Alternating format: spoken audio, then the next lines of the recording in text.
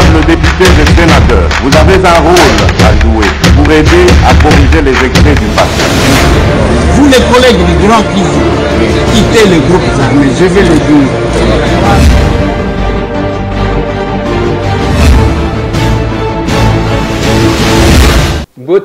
Bote lisusu bandeko nanga, bino bandeko oyangai, lundi 7 février 2022.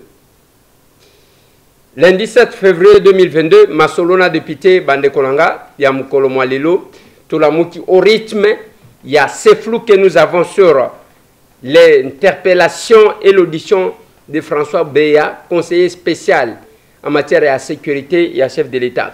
Tokopé Sabino, quelques éléments d'ajout que nous avons eus dans cette émission.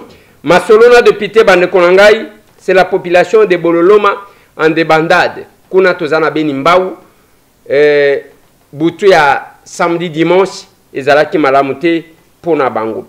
Masolona député Bandekonangai, Eza Makambouya DGDA. Voilà. DGDA, les exploits de la DGDA, Oyo. Ils allaient contribuer, pas seulement pour notre côté Sambongo, mais aussi sur le plan sécuritaire pour nous sécuriser Mboka. Je vais vous le démontrer. Masolo Bandekonangai, Namakambuya, coup d'état manqué, entre guillemets, toujours Tchangona entre guillemets, parce qu'il y a les enquêtes qui se font. Dossier à la lettre, comme Kobimana, ba photo, ils allaient Kobimana, aner. Lettre, ba photo. Qu'est-ce qui se cache derrière?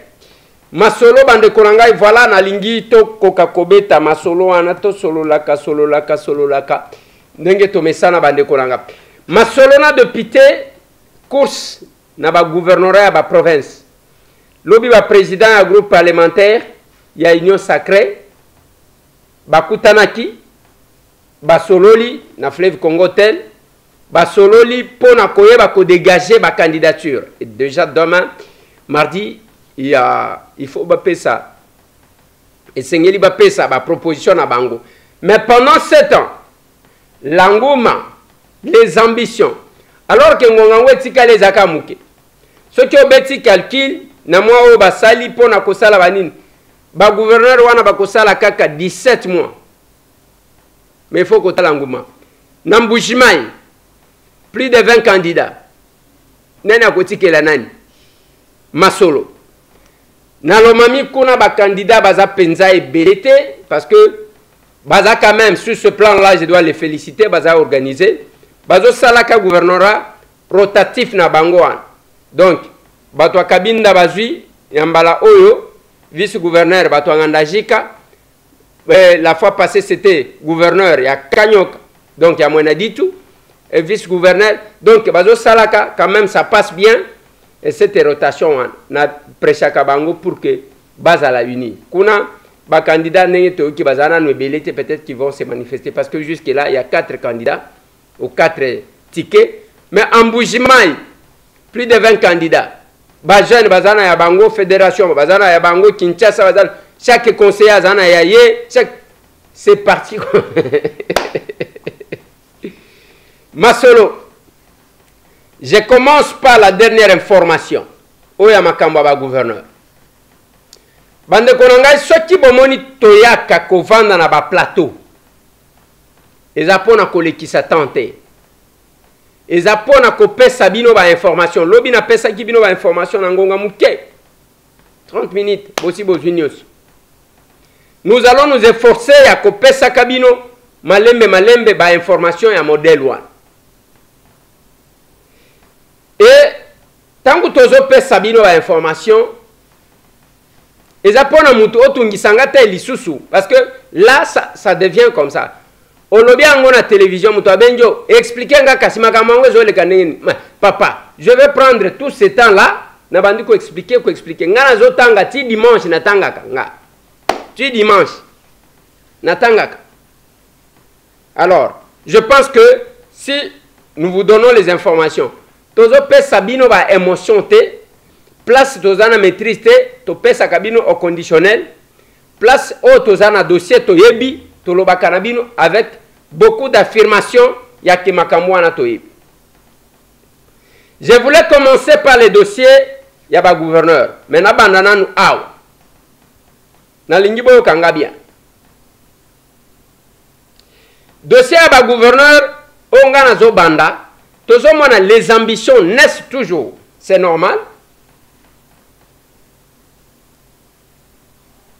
mutu na mutu aza libre ya komanifeste baambition na ye mais faut toyebaka baambition yango tozali komanifeste bandeko na ngai tozo manifeste yango mpona kosunga mboka mpona kosunga province ou bien ekoma mpe tour na biso mpona kose retrouver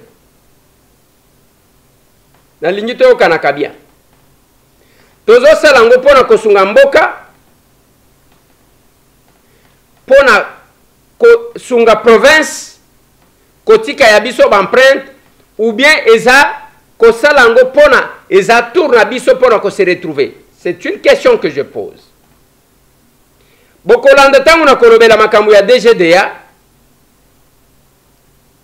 boyoka une dimension ya patriotisme ekoti na entreprise wana na régie financière wana sens moko oyo ekei au-delà ya ko comprendre que en dehors ya kokotisa mbongo il faut te protéger nano ekolo sur le plan sécuritaire vous allez comprendre ça. J'avais parlé de cette dame à son arrivée et peut-être les gens n'avaient pas compris parce que j'avais fouillé pour avoir les informations. Mais nazo koma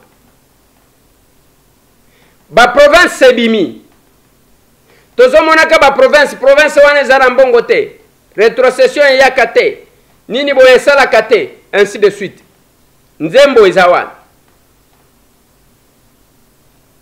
mais degré ya bousculade o ngana zomona na niveau ya ambition pour les 7 mois seulement les 17 mois plutôt oyo kotikala nazomi tuna à quoi il dit cette motivation là Kasai oriental chef lié Mbujimai plus de 20 candidats mutualini kotikela moninga azate ce qui est na chaque province kende na Congo central là bomoni bakanga ki mettre parti lendu ki azosala na yo ki cher de poule mukolo na mona moi mobile wana bazola kisa na télévision makolo ngulu ba officier ba vandi qu'il était en train de se promener na kombo ya Augustin Kabuya azokende ko escroquer kabatu. Moi j'ai connu mettre parti lendu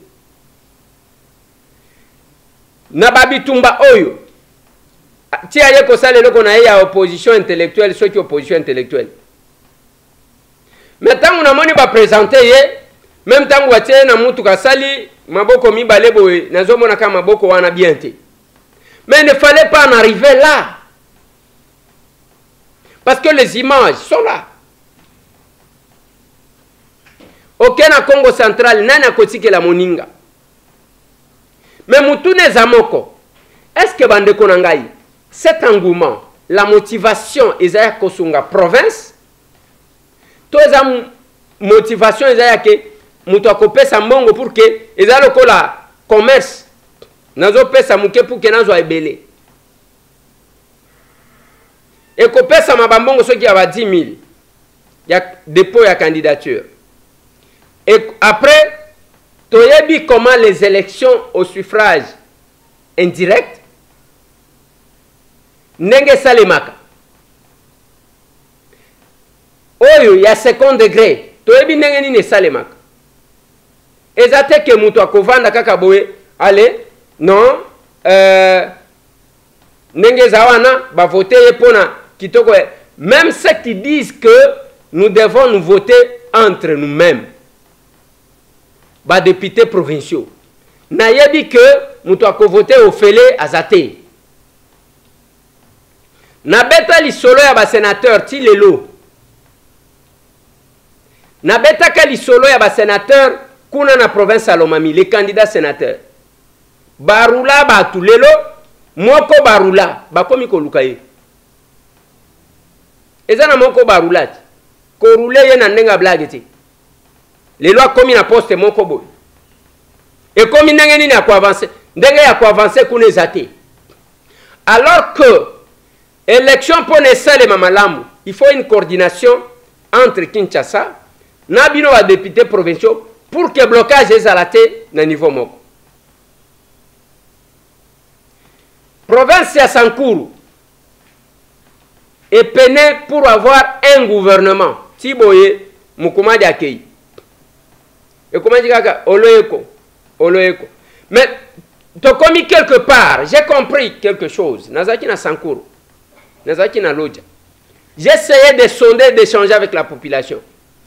Côté ya Mukumadi bayako sepela na ye ya liboso. Et le koyo. Baene na biso ba comprendre quelque chose. Ba o basala politique là, ba comprendre quelque chose. Tant que la population a adopté yo, comme maye na nzela ya côté. Ceux qui bobandi ko utiliser la force et comme akamabe, muto ako préférer n'importe qui akoya au lieu à yo. Ça s'est passé ezalaki matata entre Lambert Mende Omalanga na Mukumadi. Et tout le monde a vu que aujourd'hui les candidats à changement, espoir nyoso ezali Mukumadi. Parce que quelque part les gens estimaient que ba oya liboso bazwaki province en otage. Ndeto ya koyemba anyanya wanyanya. Mukumadi aye tout l'espoir, tout jeune.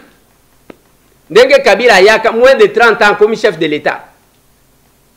Basengi que a changé classe politique pour qu'une nouvelle génération kota. Te Kabila s'est fait entourer na ba vieille yakala na ba o ba bomisaka papa na ye na ba oyo ba bunda disaka papa na ye ba komaki ba homme de confiance na ye. Voilà pourquoi beaucoup de personnes s'étaient opposées à Kabila. Joseph. Il n'a pas donné la chance à ce changement-là. Il y a classe politique. Pour qu'une nouvelle génération écoute. Et Mukumadi est arrivé aussi jeune à la tête de la province. Lambert Mendameki et l'autre côté. Mukumadi a dit. L'élément na kutaki na Sankuru Yamakasi. Ezaya ke Mukumadi a salaki fort à utiliser la force pour maîtriser l'aspect sécuritaire parce que comme il y a un niveau moko ya kosakanate. De ce côté-là, Mukumadi a sali moins effort, moins insécurité diminuée, barbarie diminuée. Mais qu'est-ce qu'on a reproché à Mukumadi?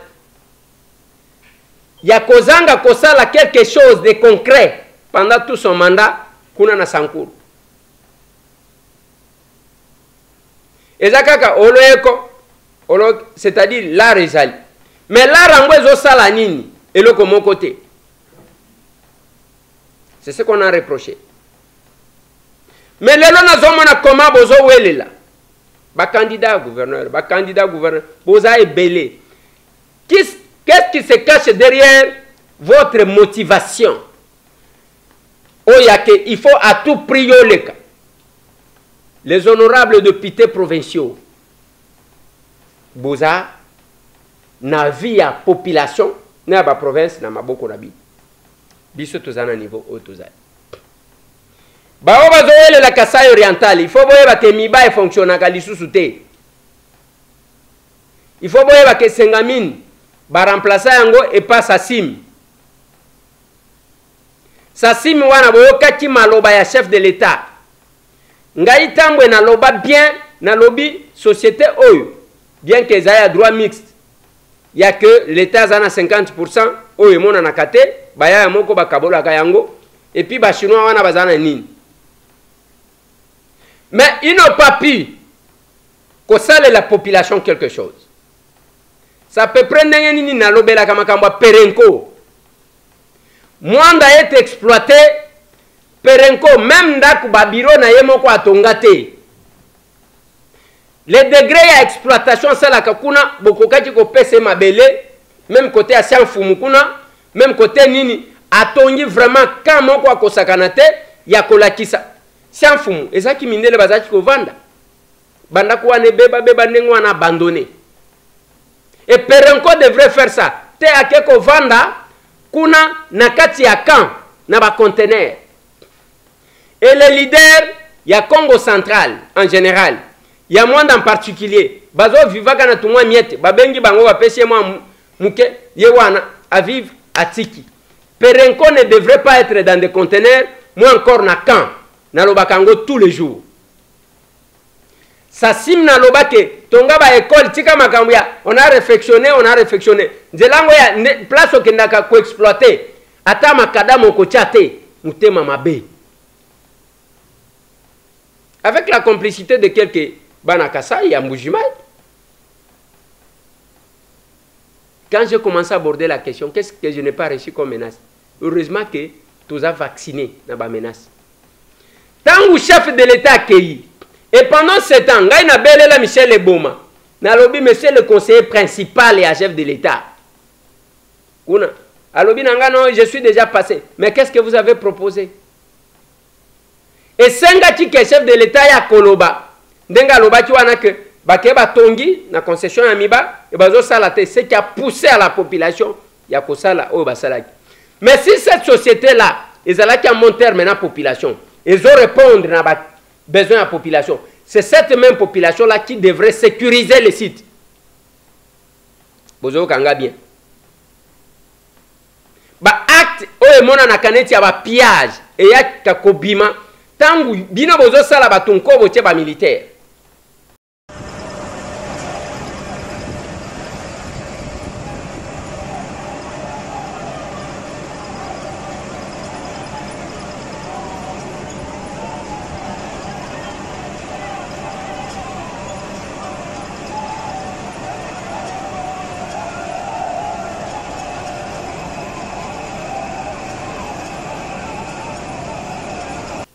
Masolo. Boele la kokoma ba gouverneur. Mais bossa l'effort pour que toka kolela na binote parce que nous allons commencer à vous attaquer. Ozo kanga bien. Ma radio a été fermée na Lomami par le gouverneur intérimaire. Atindi un ministre UDPS entre guillemets, Yakamiji. J'ai dit UDPS entre guillemets. Je répète encore. Un ministre, il y a UDPS entre guillemets. Parce qu'il faut qu'on ait quand même retenu ceux qui osent moutoua UDPS. Vous allez rester ici. Tokomi Wapi. Ma chaîne. Qui a servi tout le monde. Sous Félix. Aujourd'hui, Kanza, aujourd'hui, Benga Moutoyi de Pes, au fermé, Radio Nanga. Au Bazala qui c'est pour besoin d'ordre public.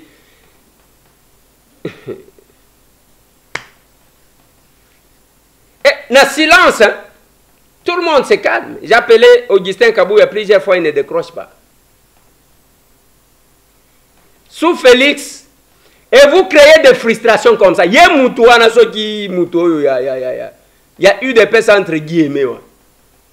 Hein?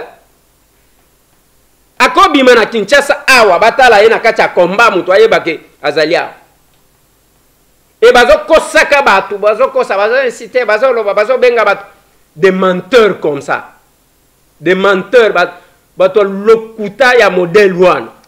À qui on confie des responsabilités, ya kozala, ministre, ya ko gérer les quotidiens. Quand un monsieur menteur comme ça, mutu lokuta ya modèle one. Vous les confiez. Il y a une enquête de loyauté. Quand vous amenez les gens qui apprennent comme ça sur les États, ce n'est pas parce que je manque quoi faire. J'observe.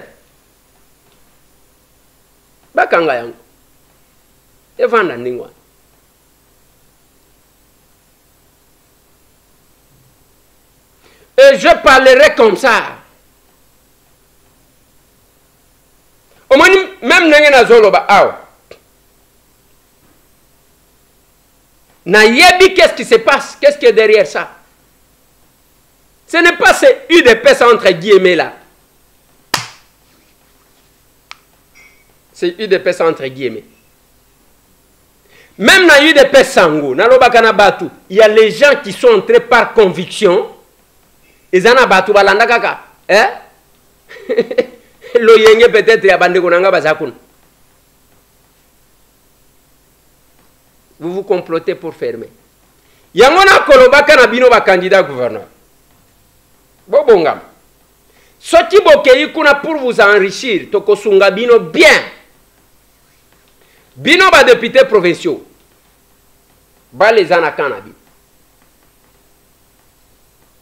Bino nde boko décider de ce que vous voulez pour la province, pour le peuple. Et si vous chercherez, il y a kokanga batu minoko pour que balo bate. Radio tokomi wapi FM bakanyango pour nani. Parce que la radio n'a pas si la population. Vous êtes libre de dire ce que vous pensez de vos dirigeants. Ndenge to salaka awa. Même ma chaîne tokomi wapi télévision na lobaka na batu soki na sali mabe. Accordez la chance à tout le monde, même ya ko critiquer nga. Quand un acteur politique a peur, il y a cause à la critiquer. Ayebi ponani. C'est un malfaiteur. En même temps, on a ça qui va descendre sur le terrain. On a un collègue, on peut descendre. J'annonce na masikita que cette semaine, et qu'aussi la teba ko banda ko asphalté masikita na koyawa. Bana kindele na yokaki bozolo bake bazolo ngola banjan ke bafutite. J'ai appelé le ministre. Le ministre m'a dit qu'il suivait la situation. Bana Dumez, bolobaki nanga que ba misala depuis boleki bazali kosala lisusu. Lokola libosote, oui, il y avait quelques réglages à Kosala. Pour le moment, misala et quoi avancer, n'enge sengeli. Izaba makambu, biso to verifiaka, to landelaka, o to obtenaki. To sala kamatu vite. Masolo. Na kozonge la bino ba candidat. Ba député provinciaux, na kozonge la bino. Boye banani bokotia. On n'a plus besoin y a ba conflit. Tension kuna assemblée provinciale les autres canatena gouverneur mikolonio so ba théâtre wana tolembi. Le peu de mois qui reste, bopé sata population wana sourire.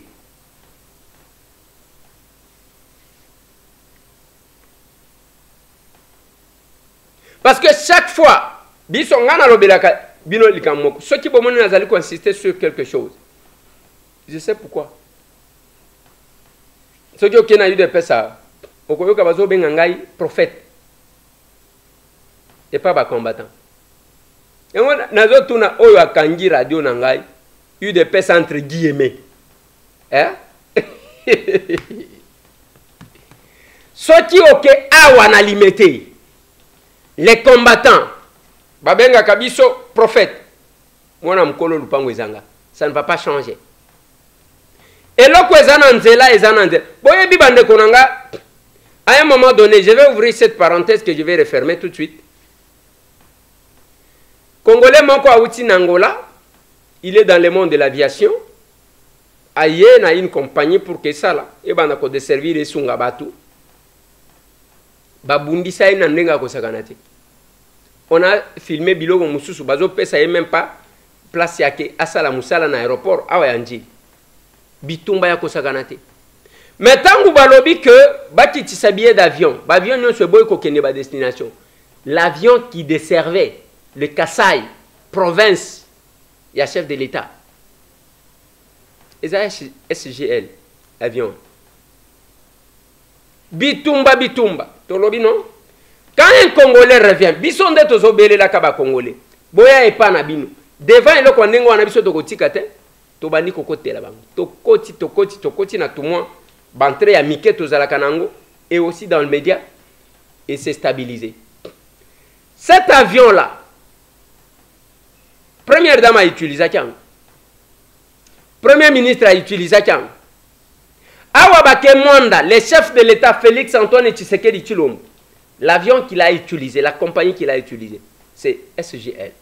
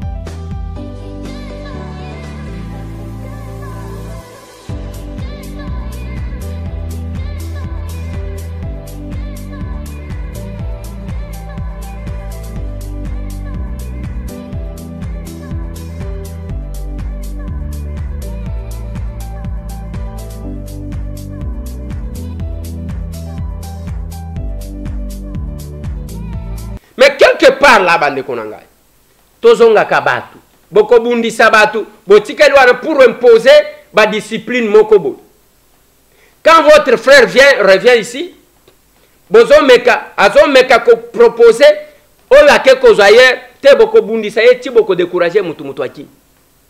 Le pays n'a pas besoin de gens comme ça. Le pays a besoin que tout se complète. Tout se complète. Au sali ya yo muke, ngana sali ya nga muke, et voilà. C'est la même chose, bande konanga, parce que je parle de responsabilité. Tango zali cause. Quand on a nommé la dame, Blandine Kawanda, qui est la DGDA actuellement, moi je ne le connaissais pas. Ngai. Oui, la famille Kawanda est connue. Na bandi ko mené banquette. Na mené banquette. Na yé ko tombé sur biographie à la cette grande dame. Na vérifié, na lobi biloko akokoma na papier za yangote. Je vous ai expliqué que Mutubatindi kuna il faut boyeba, vous devez vous attendre à de grandes réalisations.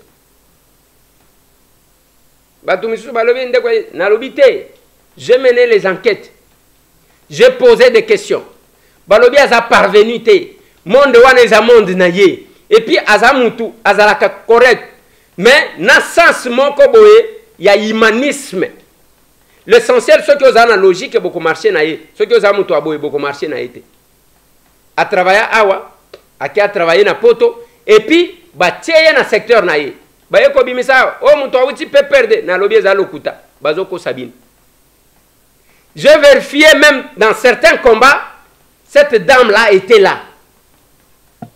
J'ai dit, ok. Et aujourd'hui, Bande Konangai, je vais vous donner quelques réalisations. Ah, depuis que cette année a commencé, depuis que l'année a commencé. Le 4 janvier de cette année, à Kinshasa, Nangonga ya 11h.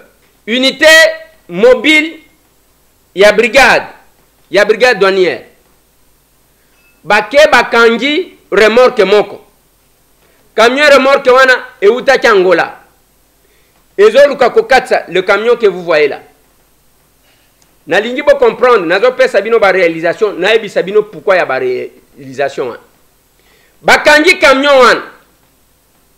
Oye zalaki moko soki bazui basali mo cop batiki yango. À la minute tango bazo kanga yango ba signifier hiérarchie. To kanyi camion moko ezaki ko uta ezana ba misuto zoluka nzela ezana kati wana e batami. Côté mususu ya mitendi ba camion mususu ezakuna balingi baleka de manière frauduleuse.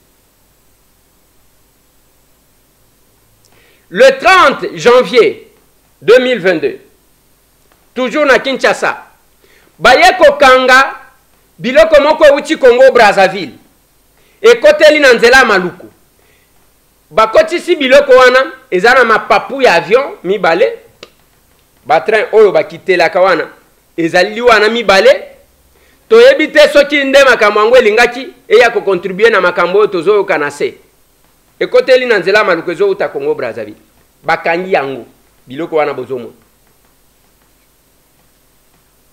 Ezaki akosala nini? Les enquêtes sont en cours. Le 3 février, le lotoza le 7, il y a 4 jours, na Mokambo, bayeko kanga ba camion 15 véhicules na Zamba. Wanezo uta Zambi. Elinye kota de manière frauduleuse 15 véhicules, bamituka 15 na Zamba et panza yango ozomona wana. Je vous mets cette vidéo pour que vous compreniez. Allô chef, bonjour, c'est l'équipe de la brigade, hein. Tozana Zamba na Lidoussou 2. Effectivement, les retaki ngai, abengi pe ba membre po basunga ngai ba soutenir ngai Francis Ramazani, Musonda, Tozana Zamba. Il y a 14 véhicules sur place ici, au Bozomon.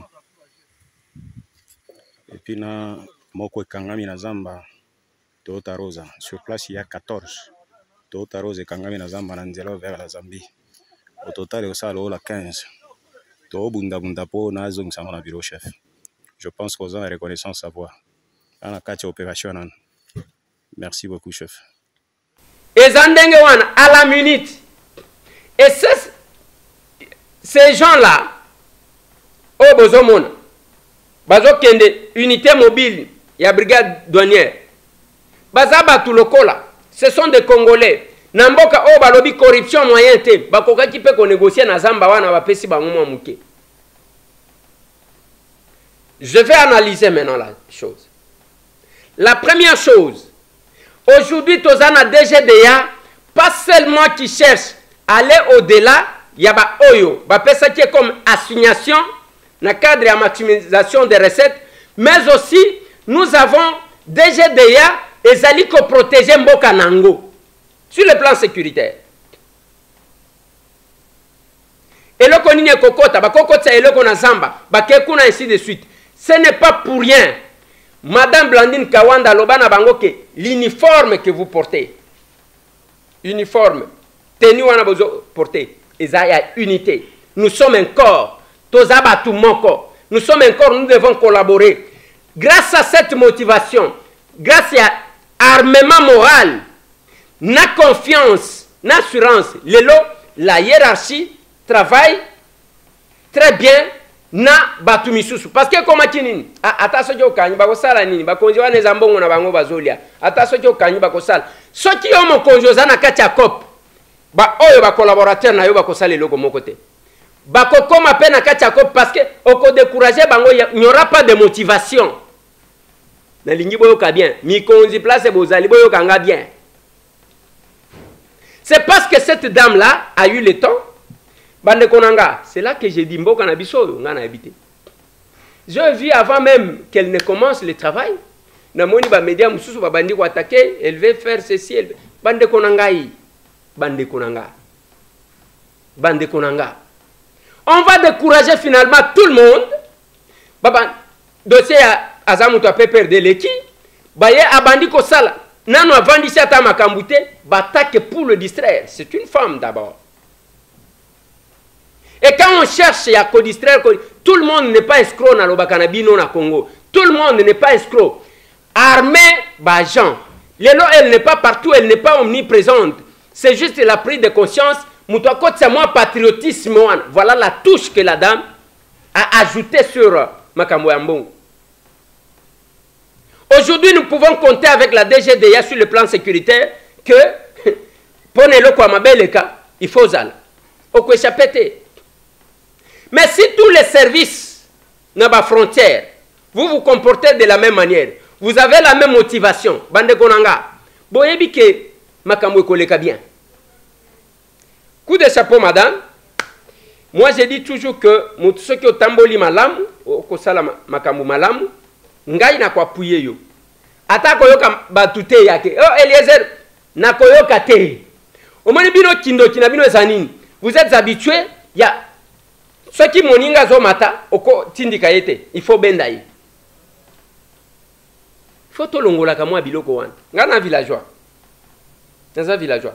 Mais na mona kama kamunengwan, na kobeta masolote ke ngai, naza villageois. Aujourd'hui, nous pouvons compter sur Batouane, bazo lalate. Dès que muto akangi a filmé, a tindeli ba konzinaye. C'est comme ça qu'un corps doit fonctionner. Un corps doit fonctionner comme ça. Parce que le boko ezo jouer rôle, le kolezo jouer rôle, mis ezo jouer, tango ezo kende ensemble, denzoto etambola kake, ezotambola malam. Un corps fonctionne comme ça. Le pays nous appartient tous. Et cette dame-là, de par la motivation, nandenge batuba kosala misal, vous allez sentir que même les agents, yanin, muto kozala l'aise sans voler, sans tricher. Okobebi sa musala pona mbongo muke.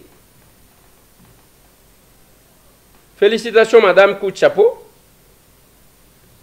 À vous, je pense que Ekendeka Kandengwa. Ekendeka Kandengwa. Bamoussou place Bavandouana, qu'est-ce que nous pouvons faire pour que tu piéger, tout ça la boute. Au commis piéger, au ça la chose qui n'est. Et vous savez qu'au départ, Makambu Basala est. Tant qu'on a commis, on va mener.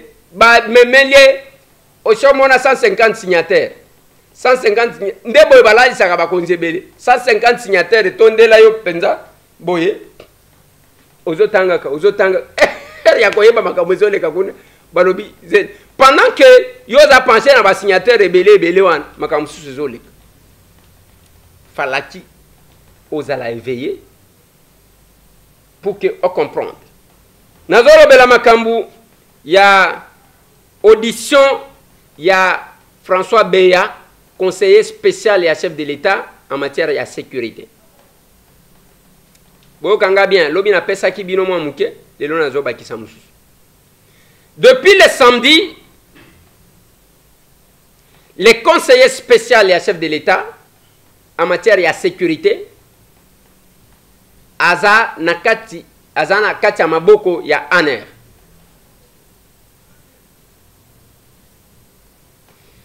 Entre conseillers spécial en matière de sécurité et chef de l'État na ANER, oyo azali likolo eza conseiller spécial. Tangu bazotinda yo conseiller spécial pour que ANER akende conditionner yo. Quelque part là, il y a quelque chose qui se fait. Mais na kati ya audition wana, tomoni ba photo ebim. C'est différentes photos. Tomoni oyo, tomoni oyo. Tomoni mususu lokolo ya soda avandi, et c'est possible que ye soda nda kangi photo. Yami balé tomoni cette lettre adressée na responsable ya Orange pona kotinda bakomi wana mbelu biosha. Siko nazo réfléchir. Non, avant de réfléchir nazo bakiselo comme mususu. Depuis lors, deux versions ezobim. D'un côté, batumisu balobi que te eza montage basali contre François Beya pour l'écarter. Et parmi batu batangi namoni bazotanga before balobi montage ango les réseaux sociaux. Balobi before biselele nde mutu azo monter eloko wana ya ko écarter les conseillers spéciaux, ceux qui peuvent remplacer et ceux qui peuvent nini ngana éviter. Ça c'est d'un côté. De l'autre côté balobi ndenge nini depuis bakangaki ye yazaka na manduki te soki ezaka ya solo mutu mususu akangami te jusque là tozo kaka ye moko. Na réseaux sociaux batindelinga audio moko balobi boyoka John Numbi ndenga zoloba boyoka John Numbi. Quand j'essayais de suivre, naebi John Numbi bien te parce que naebi ebo na télévision mais naebi na maîtriser timbre vocal naebi bien te mais l'audio que j'entends je ne pense pas que c'est John Numbi. Ça c'est mon analyse. Nalingi boyoka kanga bien. Maintenant je suis en train de réfléchir. François Beya, conseiller spécial et chef de l'État en matière de sécurité, azali en pleine audition. Toki même ba information mususu ke bana na yendenge tozolo babo depuis lobby bakima ki bazana ambassade des États-Unis d'Amérique. Toyoki que c'est le conditionnel. Ya liboso na zotuna. Il y a les enquêtes qui se font. Vous auditionnez. Oui. Ngaina lobaka eloko moko avant. Sur makambo. Nazo mona batuka ko balancer oh prophète boya lobaki, pasteur boya lobaki. Mais c'est Tambo ya loba. Mais c'est Tambo que je suis. Aloba. Lobi na lobaki na bino que après koloba nanga na télévision, j'ai cherché na keko kutana na vieux François. Je lui ai parlé en face place Azali, aibike oyo Eliezer azoloba Isaiah so. Yangona azoloba si il est établi que c'est vrai. Motiliza ya kobanga. Et mutu pe akondimela ta soki mutu alobi akozala te. Na koloba ke batu nyonso bazandenge moko.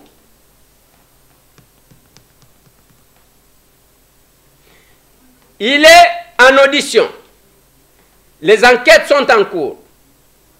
Mais ba photo wana bozo zwaka bo publier na ba réseaux sociaux. Ezapona esala nini exactement. L'ANER devrait être plus professionnel que ça. Jusqu'à ce que Nasuka, mais ANER actuellement, c'est l'ANER qui ne fait pas ça. Aux autres salango je ne sais pas, humilier ou faire quoi, moi je ne sais pas. Mais on n'a pas besoin de ça. Nous avons besoin de résultats.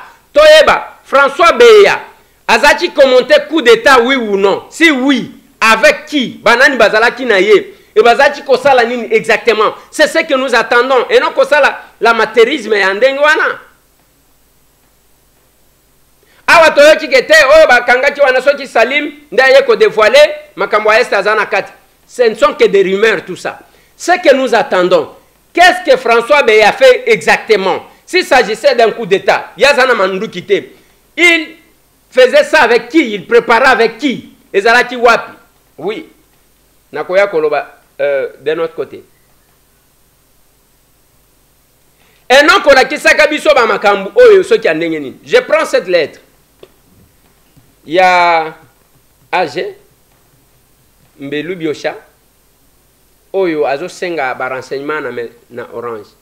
Je me pose la question, le document est authentique ou pas?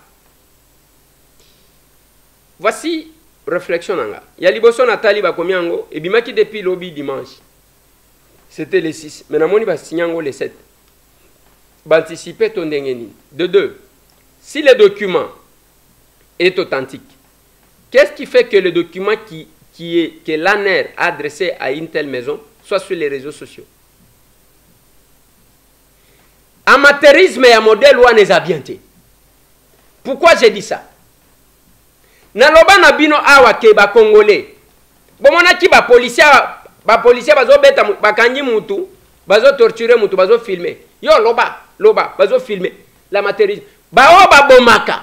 Ba bomaka na kimia. Congolais nanu asimbiote. Zelayo azo filmer. Zelayo na boma yo bare. C'est tout ça. Si l'ANR qui est en train d'enquêter, ce que nous attendons, c'est que vous réglez votre compte Nabino, na François Beya, peut-être vous étiez mécontent, pour naïe, vous kangé votre photo, vous tiens dans les réseaux sociaux. Nous, on n'attend pas ça. Qu'est-ce qui s'est passé en réalité? Est-ce qu'il y a eu un coup d'État que nous avons échappé? Si oui, le coup d'État, François Beya préparé avec qui? C'est ça. Madame Toazoloba, Eliezer, yo lignito tia makamunyoso. Oyo prétendre koyeba wana na yebi. Oyo Angela Zambi na yebi. Oyo akota Kenya na yebi.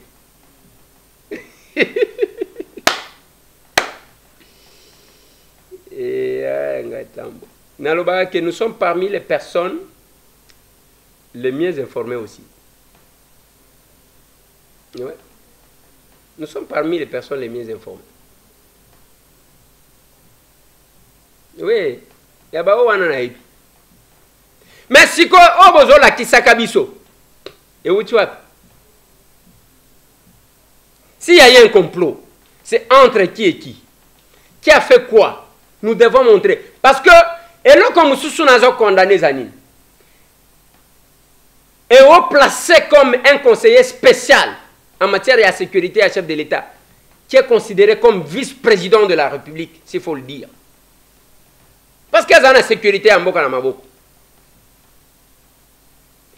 Est interpellé, auditionné. Il n'y a aucune communication officielle. Mais quand même, vous avez photo na bilo comme sur vous avez les réseaux sociaux. Est-ce que vous comprenez? Vous laissez la place à la rumeur. Les autres disent non, c'est le montage qu'on fait, ainsi de suite. Et finalement, vous avez la possibilité. Oh, c'est discret. Mais oui, ça doit se faire dans une discrétion. Mais la photo, où tu vois?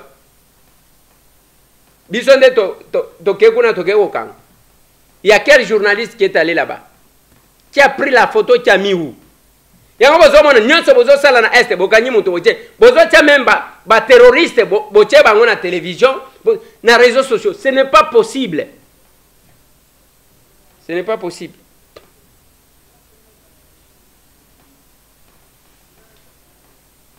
Et je dois vous dire une chose, Bande Konanga.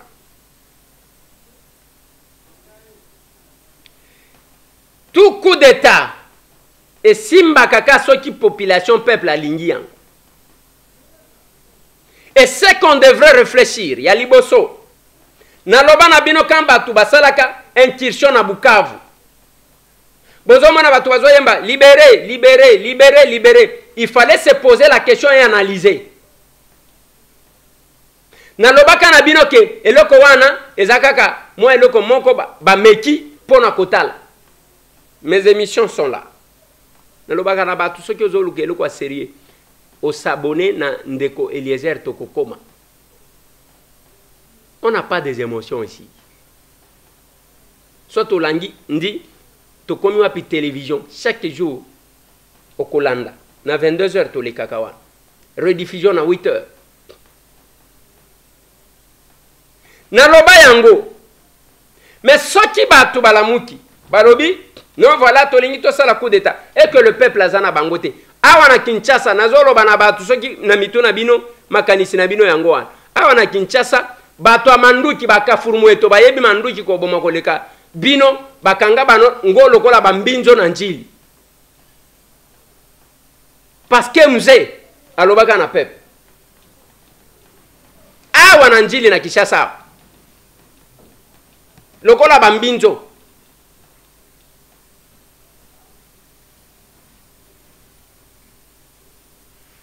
Mais si on ne parvient pas à comprendre ça, on estime que on doit faire le coup d'État parce qu'on a dit dans tel pays on a fait, nous on va tenter chez nous parce que Chikaya a lobby que ça ne va pas épargner bakasiki mususu bakekuna balobi wana ke biso tokozonga kasuki makile kotanga avant que makila etanga ndenge bozo souhaiter bino kuna nzamba ko confondre bino.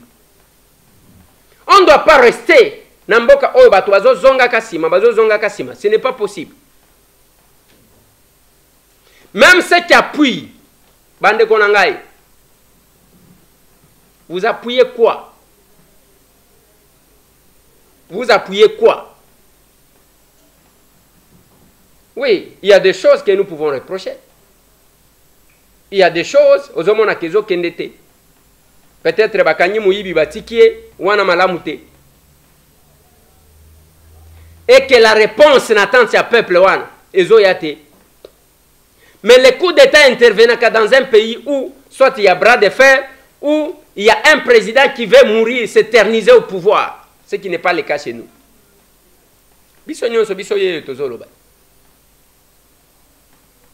Que le pouvoir,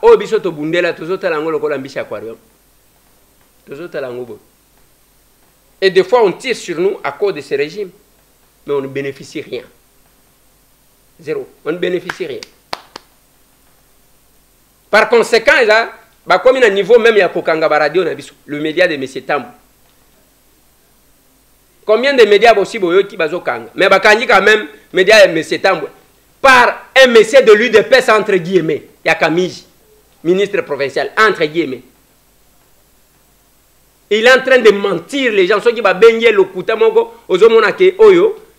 Na éviter ceux qui a comme qui ministre tellement qu'on ne fait pas des enquêtes de loyauté donc on met les gens sans moralité ceux qui ont ça il est à l'aise et puis à la type cravate et la type une veste bazo bien excellence un menteur comme ça. J'ai demandé qu'on montre ma preuve de tous ceux qui sont parce que tant que vous allez quoi les guets fait, c'est qu'on a pas preuve. Toutes les émissions de Tokomi Wapi FM, comme Tokomi Wapi Télévision, ils allaient enregistrer. Ils allaient, et là, de mon côté, UDPS entre guillemets. Et vous ne savez même pas que le rapport qui va partir, il y a quoi tout fait, liberté de presse, liberté d'expression, il y a un thème porter. Vous faites porter au chef de l'État, parce que place avant, il n'y a même pas qu'il y a quelque chose. Ce n'est pas que tu es venu à Kosalate, mais tu es la vie. Et même cette radio-là, c'est une lettre, nous avons obéi. Aux gens capacité, il y a quelque chose qui doit mettre dans le yoko katabis, au kataneni. Au pousse à la place one.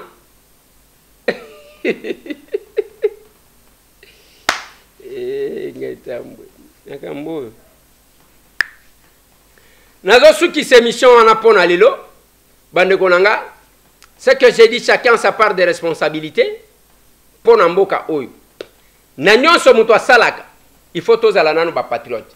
Félicitations na DGDA en dehors ya ke tozo kotsa mbongo to sécuriser mboko bakangi ba biloko ya hélicoptère démonter dépiécer ya ke balingaki ba ya komontango soki ndenge nini na habité. Si tout Congolais a koti kozala attentif ya kotala soki amoni eloko ya mabe contre mboka na ya dénoncer sota saliboy de to kokoma yango bomoni même to komi wapi FM notre radio o bakangi et pas UDPS entre guillemets. Le maire de la ville Yakabinda Lobi, merci beaucoup parce que grâce à votre radio population bazui conscience ba komi kokanga bango moko bazo kanga ba mi. Avant ils allaient qui la police ba yeko kanga mui bango bazo bambaka bango bama bango pour protéger les voleurs. Plus 243 998 311 332. Tout mon avis.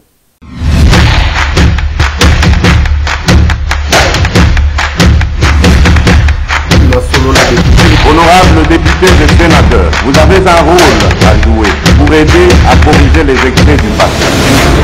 Vous les collègues du Grand Kivu, quittez le groupe armé, je vais le dire.